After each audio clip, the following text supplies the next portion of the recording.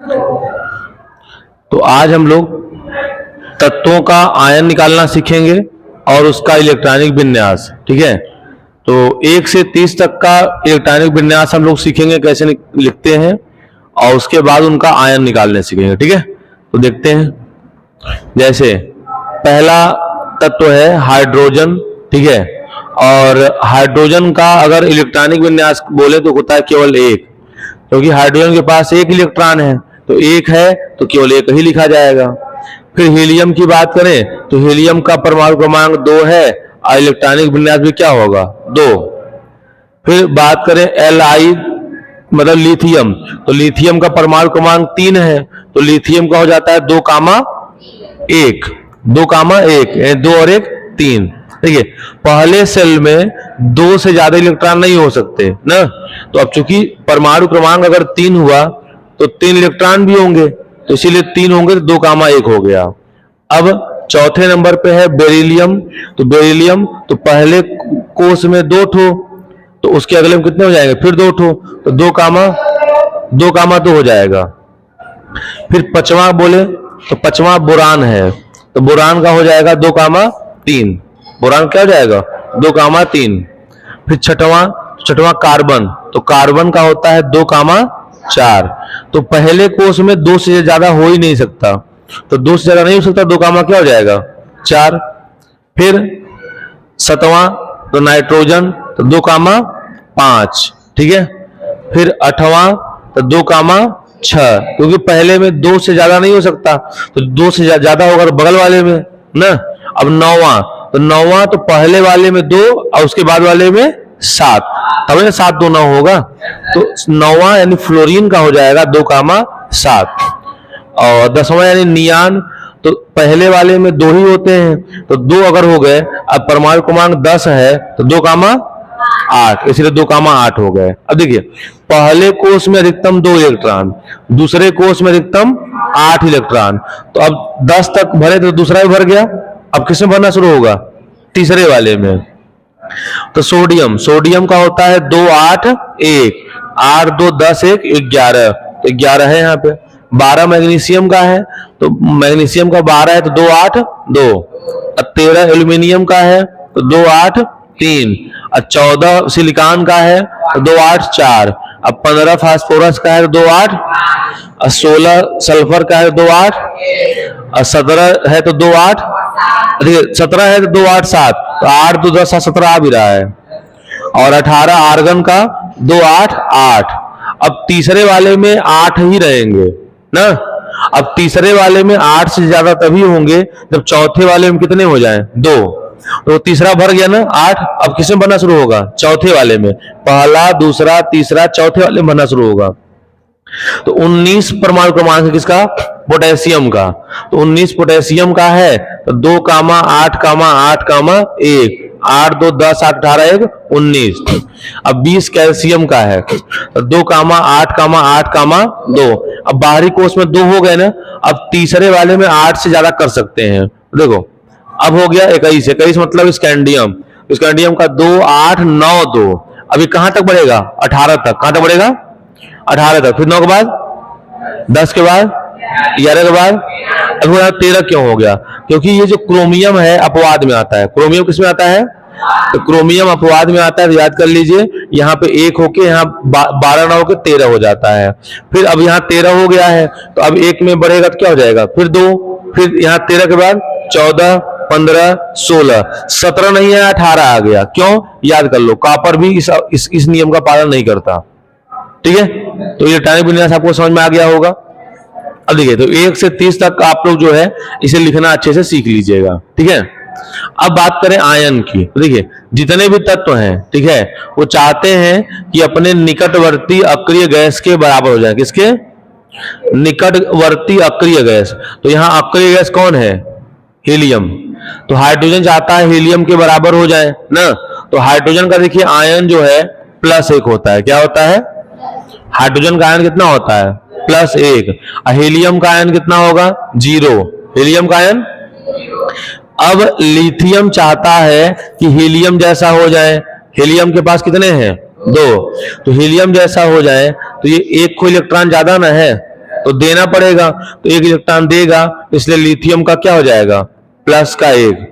ठीक है, अब 4 नंबर पे कौन है, बेरिलियम। तो बेरिलियम भी चाहता है किसके जैसे हो जाए, हीलियम जैसा। तो ये 2 ठो छोड़ना पड़ेगा, क्योंकि इसके पास केवल 2 इलेक्ट्रॉन है, इसके पास 2 और 2 4 ठो है, तो ये छोड़ना पड़ेगा। तो छोड़ना पड़ेगा कितना, 2। तो 2 ठो छोड़ना पड़ेगा, मतलब इसका आयन हो जाएगा प्लस का 2। अब इसके बाद कौन है, तो बोरान। तो बोरान का कितना है, 2,3। अब किसके बराबर होना चाहता है, हीलियम के। तो 3 तो छोड़ना पड़ेगा, 3 तो छोड़ देगा तो केवल 2 बचेगा, तब ना हीलियम के बराबर होगा। तो मतलब बोरान का आयन कितना हो जाएगा, प्लस का 3 हो जाएगा। कोई समस्या। अब अगले नंबर पे है कार्बन। कौन है, तो देखिए कार्बन जो है ये नियान के बराबर होना चाहेगा, क्योंकि नियान भी क्या है, अक्रिय गैस। तो देखिए कार्बन के बाहरी कोश में कितने इलेक्ट्रॉन है, 4। कार्बन के बाहरी कोश में, नियान के बाहरी कोश में 8। तो अब बताइए 4 से 8 आना है, तो 4 इलेक्ट्रॉन लेना पड़ेगा, लेना मतलब कर्जा, तो इसीलिए इसका आयन कितना होगा, माइनस का 4। अब बात करें नाइट्रोजन का, तो नाइट्रोजन का परमाणु क्रमांक कितना है, 7। ये किसके बराबर होना चाहता है, नियान के। तो बताइए यहां 5 है, आई होना चाहता है 8, तो कितने इलेक्ट्रॉन चाहिए, 3 तो चाहिए मतलब कर्जे में होंगे, अगर आप किसी से लेंगे तो माइनस का 3 हो जाएगा। अब नियान के बाद बात करें ऑक्सीजन का, तो ऑक्सीजन का इलेक्ट्रॉनिक विन्यास 2,6। अब किसके बराबर होना चाहता है, ये नियान के बराबर होना चाहता। तो नियान के बाहरी कोश में, तो अगर नियान के बाहरी कोश में 8 है, तो 2 ठो चाहिए इसे, और 2 ठो चाहिए तो कितना हो जाएगा, माइनस का 2। कोई समस्या। अब आगे देखिए आप फिर, अब ये कौन है, तो ये है आपका सोडियम करें, ये है फ्लोरीन। अब फ्लोरीन है, अब फ्लोरीन का 9 है, अभी किसके बराबर होना चाहता है, नियान के। तो इसको 1 चाहिए ना, अगर ये नियान के बराबर होना चाहता है तो इसे 1 चाहिए, तो फ्लोरीन का आयन कितना हो गया, माइनस का 1, और ये तो 0 होगा। अक्रिय गैसों का आयन 0 होता है, अक्रिय गैसों का आयन कितना होता है, 0। अब 10 नंबर तक जान गए आप लोग। अब देखिए बात करते हैं 11 नंबर की। अब 11 पे कौन है भाई, सोडियम। 11 पे कौन है, सब चाहते हैं किसके बराबर हो जाए, नियान के। तो अब बताइए सोडियम ये है, ये चाहता है नियान के बराबर हो जाए, तो 1 इलेक्ट्रॉन ज्यादा है कि नहीं है, थोड़ा सा दिमाग लगाइए। 1 ज्यादा है तो 1 देना पड़ेगा, और देंगे तो दानी कहलाएंगे, यानी प्लस का 1 आयन होता है किसका, सोडियम का, प्लस का 1 ना। अब मैग्नीशियम ये रहा, तो मैग्नीशियम का इलेक्ट्रॉनिक विन्यास 2,8। चाहता किसके बराबर है, नियान के बराबर, तो 2 इलेक्ट्रॉन देना पड़ेगा ना, 2 इलेक्ट्रॉन देंगे तो क्या हो जाएगा आयन, प्लस का 2 हो जाएगा। इसके बाद 13 एल्यूमिनियम है, एल्यूमिनियम में कितना है, 2, 8, 3। तो बताइए चाहता है किसके बराबर हो जाए, तो क्या 3 इलेक्ट्रॉन देना पड़ेगा, इसलिए एल्यूमिनियम का जो आयन है वो प्लस का 3 हो जाएगा ना। अब सिलिकॉन, देखिए सिलिकॉन बड़ी दुविधा में है। सिलिकॉन किसमें है, क्यों, एक खो आर्गन, ये भी अक्रिय गैस है, आर्गन भी क्या है, और नियान भी क्या है, अक्रिय गैस। और आप देखिए बीच में है 1, 2, 3 चौथा नंबर, और 1, 2, 3 चौथा नंबर। ये इधर भी पलटी मार सकता है और इधर भी मार सकता है ना। अरे भाई ये है सिलिकॉन, अगर ये 4 इलेक्ट्रॉन दे देगा तो इसके बराबर, 4 इलेक्ट्रॉन ले लेगा तो 4, 4 इसके बराबर नहीं हो जाएगा। तो इसके बाद 2 ऑप्शन है, 4 ठो ले या 4 ठो, इसीलिए इसका आयन प्लस का 4 भी होता है और माइनस का भी 4 होता है। ध्यान रखिएगा, इसका जो आयन है प्लस का भी 4 हो सकता है और माइनस का भी 4 हो सकता है। इसीलिए सिलिकॉन को कहा जाता है उपधातु। क्या कहा जाता है, क्योंकि ये धातु और अधातु दोनों जैसा व्यवहार करता है। अब केवल इसी के पास ऐसा चांस था, बाकी के पास चांस नहीं है। अब बात करते हैं ये फास्फोरस, कौन है, तो 2, 8, 5। तो कितने इलेक्ट्रॉन लेगा तो इसके बराबर हो जाए, बताइए आप लोग। 2, 8, 5 है तो कितने इलेक्ट्रॉन लेगा इसके बराबर हो जाए, 3 ठो, 5, 3, 8, तो 3 ठो लेगा तो फास्फोरस का आयन कितना हो जाएगा, माइनस का 3। फिर अगला है सल्फर, और सल्फर का होता है 2, 8, 6। सल्फर का 2, 8, तो बताइए कितने इलेक्ट्रॉन ले कि इसके बराबर हो जाए, तो 2 इलेक्ट्रॉन ले, इसका मतलब माइनस का 2। अब ये कौन है, तो ये आपका कौन हो गया, ये हो गया क्लोरीन। कौन हो गया, अब क्लोरीन का कितना होता है 2 8, तो अगर क्लोरीन का 2 8 7 है तो ये बताइए, अगर क्लोरीन का 2 8 7 हो गया तो एक चाहिए ना, तो एक चाहिए तो क्या हो जाएगा माइनस का एक, और अक्रिय गैस का क्या होगा 0, अक्रिय गैस का क्या होगा 0। किसी कोई समस्या। अब आते हैं अंत के 30 तक का। अब देखिए, अब इसी के बराबर होना चाहेंगे सब, क्योंकि ये आपका आर्गन है। अब देखिए, तो अब ये तो ये 2 8 8 1 है, और ये चाहता है कि इसके बराबर हो जाए, क्योंकि अक्रिय गैस है, इसके बराबर हो जाए, तो इसको 1 इलेक्ट्रॉन देना पड़ेगा। क्या करना पड़ेगा, तो इसीलिए पोटेशियम का आयन +1 होता है। ये भी है, ये भी चाहता है इसी के बराबर हो जाए, तो इसको कितने इलेक्ट्रॉन देना पड़ेगा 2 ठो, इसका आयन कितना हो जाएगा प्लस का 2 ठो। ठीक है, तो क्या आप लोग ऐसे 20 तक का रिवाइज करके याद कर लेंगे, तो 20 तक का ऐसे याद कर लीजिए। ठीक है, बाकी में थोड़ी दुविधा है तो देख लेते हैं एक बार हम लोग। देखिए, जैसे हाइड्रोजन का आयन +1, हीलियम का, लिथियम का, बेरिलियम का, बोरान का +3 भी हो सकता है, -3 भी हो सकता है, कुछ स्पेशल कंडीशन है, बट एक्चुअल में ज्यादा +3 ही होगा, माइनस आपको बहुत कम देखने को मिलेगा। कार्बन का +4 भी हो सकता है, -4 भी हो सकता है ना, क्योंकि CO2 में कार्बन का +4 है। CO2 में क्या है, तो याद रखिएगा कार्बन का -4 भी होता है, +4 भी होता है। नाइट्रोजन का -3, यहां -4 कर लीजिएगा।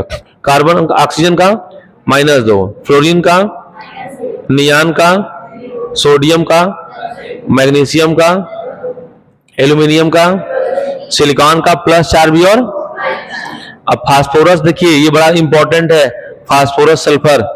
ठीक है, फास्फोरस का +3 भी होता है, -3 भी होता है, और +5 भी होता है ना। अब +5 किस में होगा, तो PCl5 में इसका +5 होता है। अब PCl3 में इसका क्या होता है, -3 होता है। ठीक है, और मतलब PCl3 में इसका +3 होता है। अब -3 किस में होगा, तो -3 इसका आपका कोई इक्वेशन बना लेंगे, हो जाएगा। तो ध्यान रखिएगा कि ये जो फास्फोरस है, ये सब परिवर्ती आयंस को परिवर्तित करते हैं, इनका बदलता रहता है, बट एक्चुअल में ज्यादा हमें यही +3 से काम हो जाता है, +3 -3। बट याद कर लीजिए, सल्फर, तो सल्फर का भी बहुत सारे होते हैं, -2, +2, +4, +6, बट ज्यादा यूज में आता है -2। फिर क्लोरीन का एक है -1, आर्गन का 0 क्योंकि अक्रिय गैस है, पोटेशियम का, कैल्शियम का, स्कैंडियम का, और फिर टाइटेनियम का +4 भी होता है, +3 भी होता है। वेलेडियम का 2 3 4 5 प्लस का कुछ भी हो सकता है। क्रोमियम का 2 3 6 कुछ भी हो सकता है। मैग्नीज का 2 4 7 प्लस का कुछ भी हो सकता है, और आयरन का 2 3 हो सकता है। कोबाल्ट का 2 3, निकिल का +2, कॉपर का 1 और 2, जिंक का 2। इसी प्रकार आप देख सकते हैं गैलियम का है, जर्मेनियम का है, आर्सेनिक का है, सिलेनियम का है, ब्रोमीन का है, क्रिप्टॉन का है, रूबिडियम का है, स्ट्रोंटियम का है, ठीक है, वाइटेरियम का है, ठीक है, जैंक्रोनियम का है, नियोबिलियम का है, मोलिब्डेनम का है, ठीक है, टेक्नीटियम का है, और रेडियम का है। ठीक है, तो ऐसे ही आप देख सकते हैं सिल्वर, कैडमियम, ठीक है, तो इनको आप देख सकते हैं, बट इसकी इतनी आवश्यकता आपको नहीं है। ठीक है, ये आपको आवश्यकता पड़ेगा जब आप नीट उठ के लेवल में जाते हैं तो। ठीक है, बट हाई स्कूल तक के लिए आपको अगर 20 तक का याद कर लेते हैं तो काम आपका हो जाएगा। ठीक, बट अगर आप लिखना चाहते हैं तो इसे स्लाइड हम कर दे रहे हैं, आप लोग लिख लीजिएगा। ठीक, पोटेशियम, गोल्ड, मरकरी, ठीक है, थाइलियम, लेड, बिस्मथ, पोलोनियम, ठीक है, radon, francium, radium, actinium, thorium और प्रोटेक्टियम, यूरेनियम। तो ये आप लोग जो है चाहें तो लिख सकते हैं। ठीक, अब इसके बाद जो हमें सबसे ज्यादा आवश्यकता पड़ने वाली है, ठीक है, उसका देख लीजिए आप लोग। सबसे ज्यादा हमें कुछ ही की आवश्यकता पड़ती है, जैसे आप याद कर लीजिए हाइड्रोजन का आयन +1, सोडियम का आयन +1, पोटेशियम का आयन +1, ठीक है। तो ये कुछ +1 वाले हैं, ठीक है। हाइड्रोजन, सोडियम, पोटेशियम ये +1 वाले हैं ना। तो ऐसे ही कुछ माइनस वाले और भी हैं, जैसे मैग्नीशियम, तो मैग्नीशियम का होता है +2, कैल्शियम, तो कैल्शियम का होता है +2, जिंक, तो जिंक का भी होता है +2, और जैसे आयरन, तो आयरन का +2 भी होता है और प्लस का 3 भी होता है ना। अगर +2 है तो इसको कहा जाता है फेरस। क्या कहा जाता है? फेरस। अब +3 है तो कहा जाता है फेरिक। क्या कहा जाता है? तो अगर +2 है तो फेरस कहा जाता है, अब +3 है तो फेरिक कहा जाता है। बात समझ में आया? तो ये कुछ इंपॉर्टेंट्स हैं जो अक्सर आपको मिलेंगे ना। जैसे सल्फर का लोग बोलते हैं, एल्यूमिनियम का, तो एल्यूमिनियम का भी कितना होता है? +3 होता है। क्लोरीन की बात करें तो मतलब क्लोरीन का जो है -1 होता है। सल्फर की बात करें तो -2 होता है। नाइट्रोजन की बात करें तो -3 होता है। ऑक्सीजन की बात करें तो -2 होता है। तो आप वहां से निकालने की प्रैक्टिस कर लीजिए, ठीक है। और सारे आयन से एक बार जो है तत्वों का वो सीख जाइए, कम से कम 20 तक का, 20 तक का याद रहे, और 21 से 30 तक का कुछ कुछ याद कर लीजिए। जैसे ये जिंक का याद कर लीजिए, आयरन का याद कर लीजिए, और कॉपर का याद कर लीजिए, ठीक है। तो ये सब आप लोग याद कर लें, आपका हो जाएगा। धन्यवाद।